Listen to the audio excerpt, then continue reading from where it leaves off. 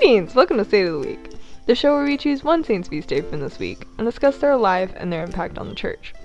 The saint for this week is Saint Marianne Cope, whose feast day is January 23rd, this Tuesday. Marianne was born Maria Anna Barbara Cope on January 23, 1838, in the town of Heppenheim in what is now Germany. A year after she was born, her family immigrated to the United States and settled in the industrial city of Utica, New York, anglicizing their last name to Cope.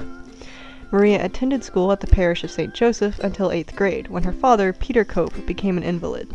Being the oldest child, she left school to provide for her family by working in a textile factory. Peter Cope died in 1862, and by then the younger children in the family were old enough to support themselves. So Maria was free to pursue her calling to the religious life. She entered the novitiate of the Sisters of the Third Order Regular of St. Francis in Syracuse, New York.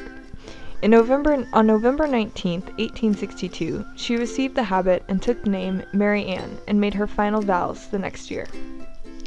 Marianne began her very active vocation as a teacher and later a principal in several elementary schools for German immigrant children. By 1870, she had become a member of the governing council of her religious congregation.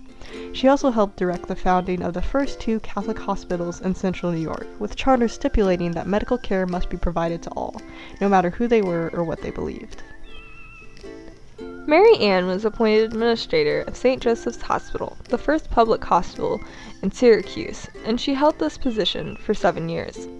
Her work in the hospitals helped to prepare her for her later mission in life, which became evident in 1883. Marianne, who was now superior general of her congregation, received a plea for help from King Kalakaua of Hawaii to care for the victims of leprosy.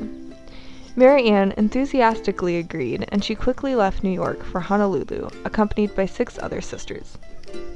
Mother Marianne and her companions arrived in Hawaii on November 8, 1883. With Marianne as supervisor, the sisters' task was to manage the Kaka'ako Branch Hospital on Oahu, which served as a receiving station for leprosy patients. The following year, Marianne established Malulani Hospital, the first general hospital on the island of Maui, but she was soon called back to Oahu. The Kaka'ako Branch Hospital was experiencing trouble with a government-appointed administrator, who was abusing the leprosy patients. Marianne informed the government that the administrator had to be dismissed, or her and her sisters would return to Syracuse. The government complied, and Marianne was given charge of the overcrowded hospital. She worked hard and greatly improved the conditions there, but her return to Syracuse to resume governing her congregation was delayed, as her superiors thought Marianne was crucial to the success of the mission.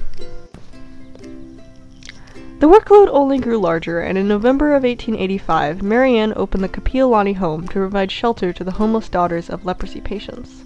The home was located on the same grounds as a leprosy hospital, because the sisters were the only ones willing to care for children so closely associated with lepers.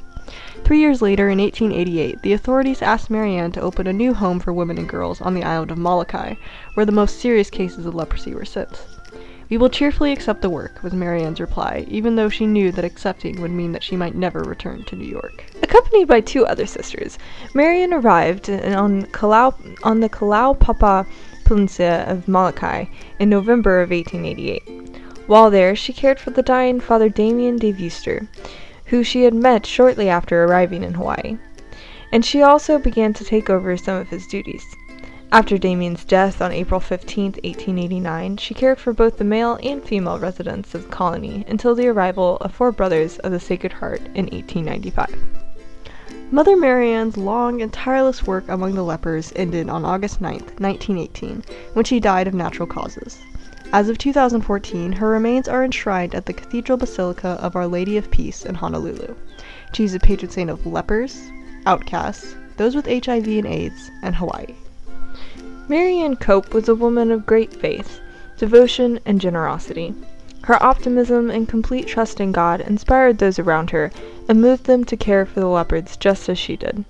She understood how we must see Christ in those around us. She had become a mother to those who she cared for, loving them unconditionally no matter who they were. Saint Marianne Cope, pray for us. Our honorable mentions for this week are St. Agnes, St. Vincent of Saragossa, St. Francis de Sales, Servant of God Juan de Padilla, Saints Timothy and Titus, and St. Angela Merici. And of course, there are thousands of other saints who undoubtedly have their feast days this week, but there are so many of them that there is no way we can list them all here.